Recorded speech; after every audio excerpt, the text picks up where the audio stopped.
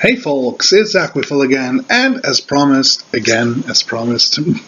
I'm gonna do the second part of the Look at the WWE Stars series now, with Cody Rhodes. Cody Rhodes, yeah. Well, he, on May 21st, announced that he has asked to be let go by WWE, so he asked for his release. And well, although one of the other guys who recently asked for his release, King Barrett, well, Barrett may be a more high-profile guy leaving, but still I'm gonna do this Look at the WWE Stars with Cody Rhodes, or for Cody Rhodes, whatever, because I think his case is a little bit more, let's say, interesting. Well, I'm gonna do Barrett sooner or later too, so, well. Cody Rhodes, well, he is, as many of you know and might have guessed, the son of Dusty Rhodes, the American Dream, the son of a plumber, the legend himself, or one of the biggest legends in the wrestling business, and thus he's a second-generation superstar. His older brother, Dustin Runnels III, or Goldust as most of you know him, some might still know him as Dustin Rhodes from WWE or WWF and WCW. Well, he debuted, or he had his debut in 2007 against Randy Orton, his main roster debut, and yeah, I'm not really going to talk about this time because, well, it wasn't that important. It was mostly the stuff you do with a young guy you want to introduce to the main roster.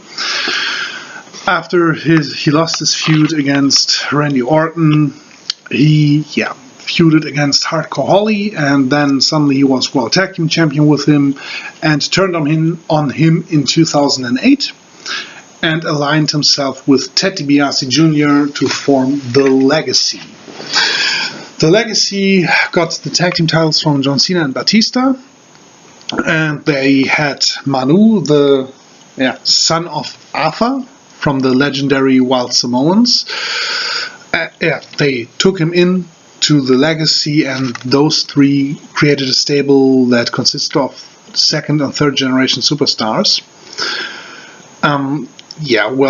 Wasn't that important until Randy Orton aligned himself with the Legacy, which at Backlash 2009 helped him gain the WWE World title, or the WWE Championship, in a six-man tag match of all kind of matches you can have for the world title, against Shane McMahon, Batista, and the champion Triple H. And this is the first part where it gets interesting, because I wasn't a fan of the Legacy. Manu sooner or later disappeared into, whatever. They didn't use Manu anymore, because with Randy Orton, the stable, Randy Orton was supposed to give the stable a higher profile, and still I always thought of the Legacy as Randy Orton and his lackeys, because let's take a look at the No Way Out 2009 pay-per-view, where Randy Orton faced Shane McMahon. They had an intense feud at the time. Randy Orton and the whole McMahon family clan.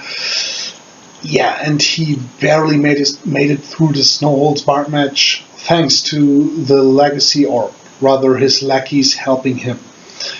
So up to the feud against D-Generation X, I always thought that Cody Rhodes and Ted DiBiase Jr. are just Randy Orton's lackeys, and they, to me, didn't matter at all. I mean, at the Royal Rumble, guess why they won? Or why Randy Orton won? Legacy. I really don't like this kind of stable or booking where you have a heel who could have been a dominant force in WWE or in that promotion, And yeah, instead he's a coward who only wins because his lackeys help him. I think that's boring. But it got interesting when they feuded against D-Generation X in the summer. And at SummerSlam they had their first match, and well, yeah, they were buried before the match because they had their entrance, and then D-Generation X came. It was a big reunion. Triple H still was in his feud with them, and well, his old pal Shawn helped him out, and they had this big entrance with a tank and stuff like that, and it took about 10 minutes for them to finally get their asses into the ring. And yeah, as much as I liked the Generation X in their original form and their post Shawn Michaels, post HBK era, the reunions, well, of course you had to celebrate it, but as I said, it buried the legacy before the match, and of course they lost the match. But at Breaking Point, the submission match was way more interesting. Submissions count anywhere, because there they really defeated the D-Generation X, and to me that was a kind of surprise, but I liked it. The match itself was good, and yeah, well, they tried to follow up at Hell in a Cell. In the Hell in a Cell 2-on-2 tag team match was the main event of the show, but they were pretty clever to lock Triple H out of the cell and focus on Shawn Michaels, but in the end they lost that one too. And yeah, well, that was their feud against D-Generation X. Then after a while, there was the split of the legacy. I didn't shed a single tear because, as I said, I never liked the legacy. And at WrestleMania 26, there was a triple threat match between Randy Orton, Ted DiBiase Jr., and Cody Rhodes, which could have been some sort of, breaking out performance for one of the younger guys, but, well, it didn't go that way.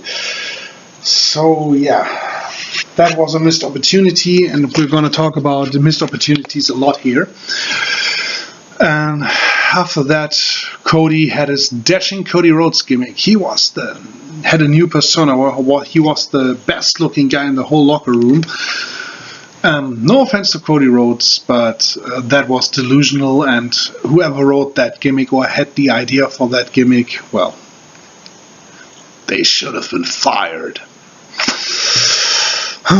Well, of course, he broke his nose in a match against Rey Mysterio, and the dashing Cody Rhodes stuff, well, went into the gutter, and he had to wear a carbon mask, which led to a new character, some sort of, mental case.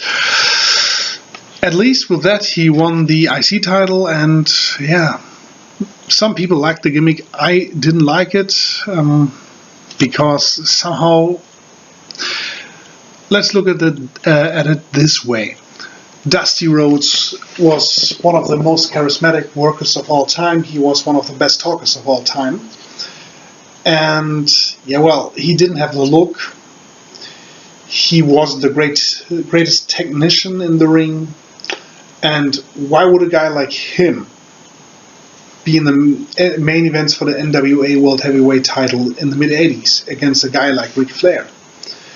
Because, not only because of his gimmick, but because he had the charisma, the mix skills to really, leave them no choice but to put him in there. So, he was hot back then, and his Cody Rhodes' older brother, Goldust, the same thing. As Dustin Rhodes, he wasn't a big shot back then. He really pulled it off when he became Goldust in 1995, I think it was, and his height, or his most prominent time, began in 1996, so to speak. So look at Goldust. He was edgy and interesting, and somehow, you wanted to see him. And this whole mental case gimmick with the carbon mask, well, it didn't work for me the way his father or his brother have worked for me. And yeah, well, he didn't have the natural charisma his father had and his brother was able to establish with the Goldust gimmick. So, well, that gimmick was another rather disappointing experience for me. And yeah, well, he won the IC title, had a feud against Randy Orton in 2011, and yeah, his carbon mask broke, and after the feud with Randy Orton, disappeared.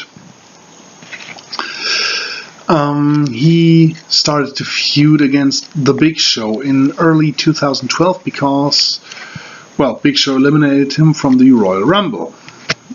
And yeah, their WrestleMania match, well, the whole storyline with Cody Rhodes, yeah, calling out Big Show on his most embarrassing WrestleMania moments, well, yeah, sure, you can do that if you want. Well, the WrestleMania 27 match wasn't that interesting. Big Show got the title, but the more interesting match was at Extreme Rules, the rematch, the tables match, where Big Show, well, one of the funniest endings to a tables match, Big Show stepped through the table and was like, whoops, and Cody Rhodes won, but, well, he feuded against Christian and Sin Cara afterwards, but it didn't lead anywhere. Nowhere at all. And that's, as I said, disappointing. The most interesting stuff that happened with him was in 2013 when he teamed up with Damien Sandow as the Rhodes Scholars.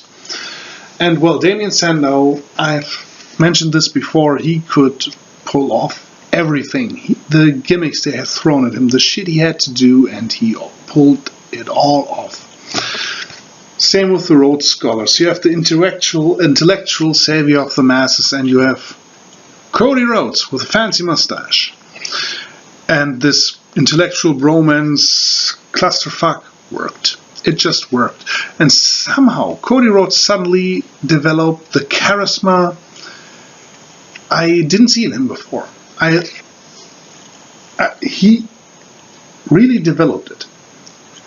It was like before the Rhodes Scholars, he was like, yeah, Cody Rhodes, do what you want, I don't really care for you. And with the Rhodes Scholars, he was like, oh, Cody Rhodes has charisma.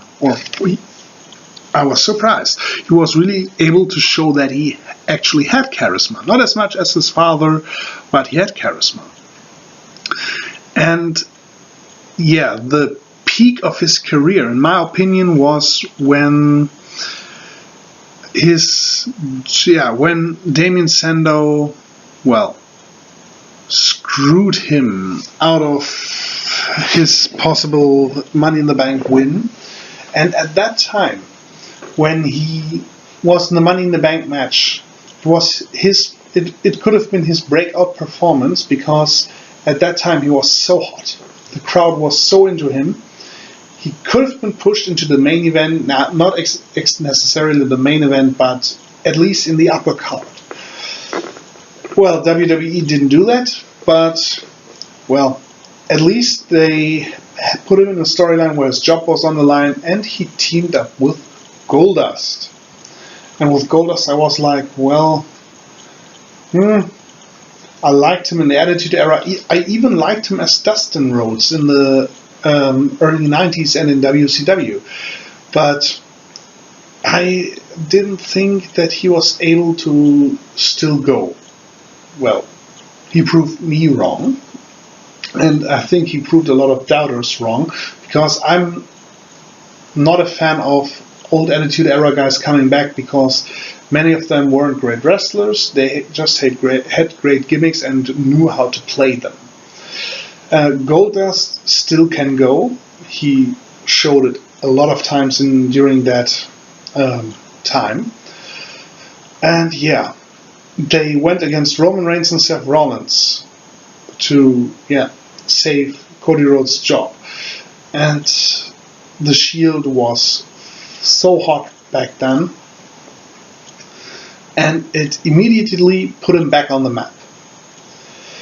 And with his brother, he was able to get the tag team title, and they pulled off a lot of great matches for the tag team title until they lost to the New Age Outlaws, of all people, who had no business getting a title shot, and especially had no right to be the champions. It was just a silly crowd pleaser. Anyway, Rhodes afterwards said to his brother, "You need a new tag team partner." He spent some time finding a new tag team partner, and suddenly he became Stardust. And this is the beginning of, or was the beginning of the end, because to me it appears like Stardust is like Goldust, but totally wrong. I mean, let's take a look at Goldust. Goldust in the mid-90s, 1995, 1996, was this new character. He was sort of, I was 10, respectively 11 at the time. And, well, yeah, you had Melina, the hot chick with the big cigar in her mouth, the big movie producer, yeah. Wonder who she slept with to get there. Goldust. Anyway, this gimmick was sexual, it was edgy, and for a small child or a young guy like I was, a little bit creepy, but somehow, well, you had Melina. That was reason enough to always want to watch a Goldust match, because, well, puberty, you know. Anyway, still Goldust, it was new, it was a risk, and it was like, who has the balls to pull off such a gimmick? And yeah, well, it was a time where the people said, well, we're most likely going to end up on the losing side of the Monday Night War. We're probably going to go bankrupt, and hell, everything we tried didn't help, and the management was like that. Oh, anything we tried didn't work. Try something for yourself. You want to pull off that gimmick? Well, good luck. Do what you want. And this is not me interpreting stuff. This is me quoting the newer Monday Night War documentary rather freely. And, well, this gimmick stuck, because it was new, it was edgy, and I already mentioned it. And it was most likely, it was the idea of Dustin Runnels III, of Goldust himself. It wasn't some booking or creative guy who said, hey, want to play some creepy guy painted in gold, and some people might think he's gay or something. He has a hot valet accompanying him to the ring. Want to do that? No, it was his idea, and many people at that time thought he can't do that. If he does that, he'll be fired. But he pulled it off. And you really see that WWE Creative had nothing to do with it in the beginning, or with the development of the character, because at least no one who still is around, because if the guys from back then who developed the gimmick, Goldust himself, if he had any say with creative now, he would have told them the Stardust gimmick won't work. It's a cheap knockoff. It's a child version of Goldust. There are no sexual innuendos. It's not edgy. It's nothing new. It's just plain silly and for children or childlike people. And thus, yeah, of course, the gimmick didn't help. Cody Rhodes. It really didn't help him, because it's like, yeah, dumb. Of course, they still were tag team champions, but he turned on his brother, and that's the next step where WWE, in my opinion, really went wrong, because he turned against his brother, thus he was a heel. A heel who is some sort of, yeah, spaced out superhero wannabe with face paint. That's not a heel. That's a joke. So that obviously didn't work. And if they had turned Goldust against his brother, like, hey, you tried to copy me, but you're not as edgy as I was, you're not as cool as I was, you're just a lame knockoff. And he turned on, if he had turned on his on Stardust or Cody Rhodes, yeah, well, the crowd would have hated him if he did it right. And if Cody Rhodes had returned as Cody Rhodes and as a face had beaten the shit out of his then heel brother, it might have worked. But WWE didn't go that way, so Cody Rhodes suddenly was a heel who you couldn't take seriously. Well, what happened after that? At WrestleMania 31 and 32, he was involved in the 7-way ladder match. That's about all you can say about his role in these matches. He was involved. They wanted to have a 7-man ladder match. He was one of the guys to make it a 7-way ladder match instead of a 6-way or 5-way or 4-way ladder match. So he was a filler guy. He obviously was demoted to a jobber. Still, he had two shots at regaining some of his former appreciation by the fans. One was at SummerSlam 2015 when he entered a feud with Stephen Amell from Arrow. And it ended in a SummerSlam tag team match where he started with King Barrett. As I said, I'll do a look at the WWE stars with him too in the future. And yeah, well, you have Barrett and Stardust going against Stephen Amell and Neville. And kudos to Stephen Amell for a guy who isn't a wrestler. He really did well in that match. But in the end, everything it did was make Barrett and Cody Rhodes look dumb, or Stardust look dumb, or even dumber than they did at the time with their gimmicks. King Barrett. What was so wrong about Bad News Barrett? I've got some bad news for you. I like that. King Barrett, not so much. Anyway, Amell really did well in that match. But, well, if you lose to a celebrity, especially in the way those two did, well, yeah. It's almost as bad as Hulk Hogan and Jay Leno. But if they had done it right, this could have been one of the last times that Cody Rhodes could have been, Cody Rhodes could have been saved for WWE. Didn't happen. And well, after this year's WrestleMania, Stardust had a few matches with the new guy Apollo Crews. But well, Apollo Crews, he doesn't play a big role on in the main roster, so obviously it were B and C shows. Doesn't help him. The last point where he could have made an impression, or the last point where he actually could have gone somewhere, not with this gimmick, but as a wrestler in WWE, was this match against Sami Zayn at Roadblock, where he dominated Sami Zayn for a long time throughout most of the match. And well, the match wasn't very good, but he finally, and I said it in my review for Roadblock, he finally looked like a competitor again, although he was a jobber.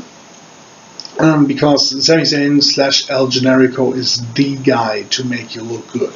He can sell your offense like few other, and I mean, I'm pretty sure that Sami Zayn could even have a good match with me, and I'm certainly not a trained wrestler.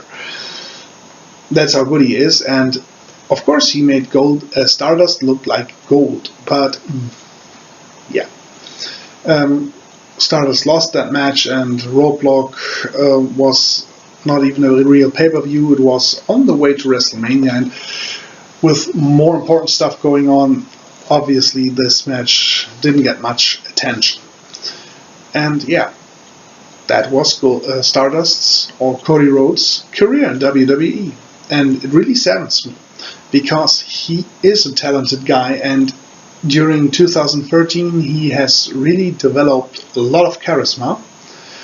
And yeah, if WWE had decided a few things in another way, or had decided a few things more in favor of him, he could have really gone somewhere. Not necessarily the main event, but at least the upper card or the solid mid card, and not a jobber. Instead, they stuck him with a gimmick that is Goldust gone wrong, and that, I mean, Damien Sandow pulled off a lot of shit, and I think not even he could have pulled off the Stardust gimmick and the whole Cosmic Wasteland thing. Comic Wasteland, I don't know. I don't really want to talk about it. In the German look at the stars, WWE stars, Cody Rhodes, I ignored that because it just showed how low Cody Rhodes had sunk in WWE.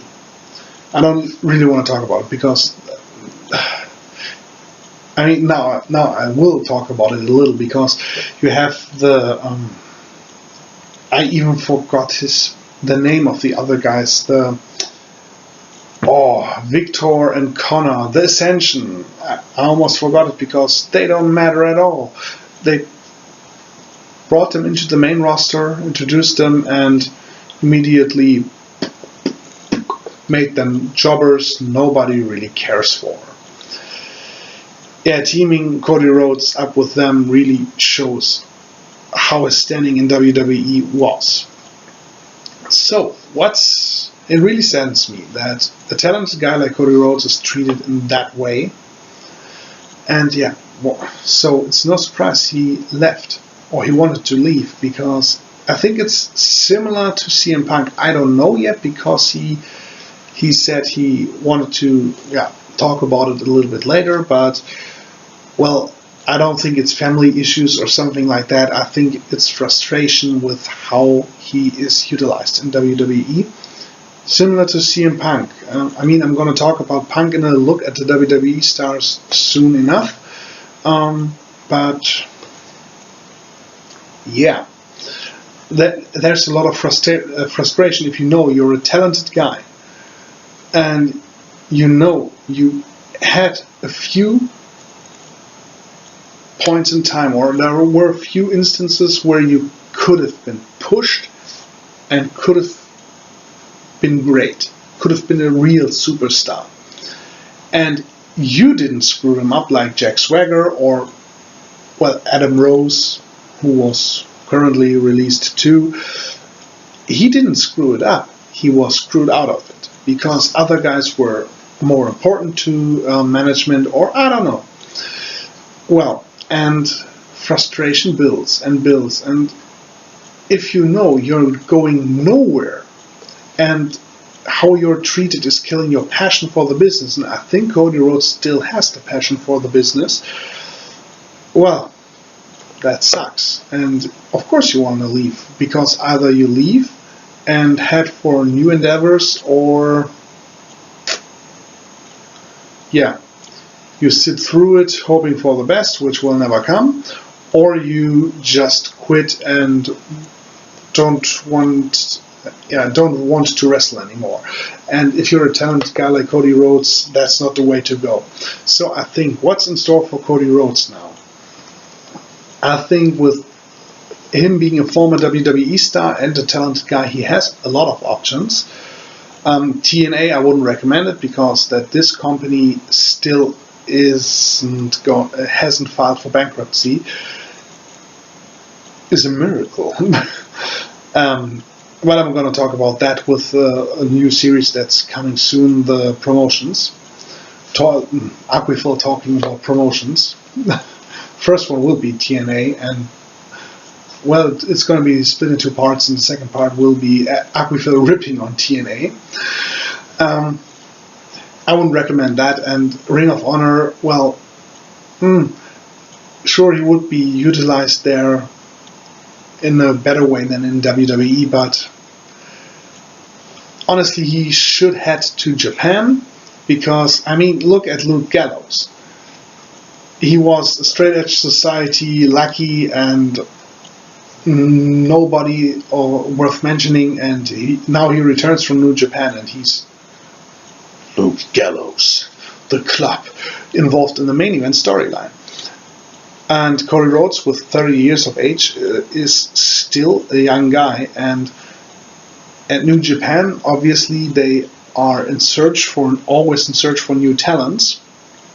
And I think he could have a bright future there, because as a former WWE star, a guy who's good in the ring, he should give it a try. And I hope he does, because then I still can watch him wrestle, because yeah, it's not like I really have missed him with guys like Cesaro, Kevin Owens, Sami Zayn around, and the whole new era guys who are getting pushed, but he could have been one of them. He's good enough. Not as good as, for example, Sami Zayn or Cesaro, but he's still good enough to play an important role in a company. And yeah, in WWE, I don't see it in his future that he would have gone anywhere in WWE, and I think he realized that too. And well, I'm repeating myself, but I hope he goes to Japan, to New Japan Pro Wrestling, and I think he will be used there way more efficiently. So, that was a look at the WWE Stars 2. And again, the English version is way longer than the German version, because there are always some thoughts coming to me after I finish the German review or the German version. So, anyway, hopefully you enjoyed it. Hopefully you comment in the commentary section how you see the situation surrounding Cody Rhodes, or the situation with Cody Rhodes. And yeah, hopefully you'll tune in next time. We'll see what I'll have in store for you then. So long.